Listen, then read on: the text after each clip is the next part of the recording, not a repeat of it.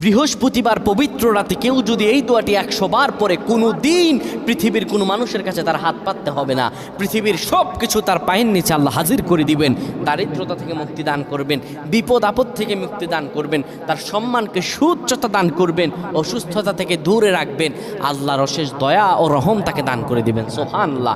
বৃহস্পতিবার রাত এটি গুরুত্বপূর্ণ রাত। এই রাত সপ্তাহে একদিন আসে। আরবিতে রাত আগে আসে, দিন পরে আসে। সুতরাং বৃহস্পতিবারের যে দিন গিয়ে রাত, এটি বৃহস্পতিবার রাত নয়, এটি শুক্রবারের রাত, এটি জুমাবারের রাত, এটি দোয়া কবুলের রাত, আল্লাহর কাছাকাছি হওয়ার রাত। সুবহানাল্লাহ। এই বৃহস্পতিবার রাত আল্লাহ তাআলা বান্দার দোয়া কবুল করেন।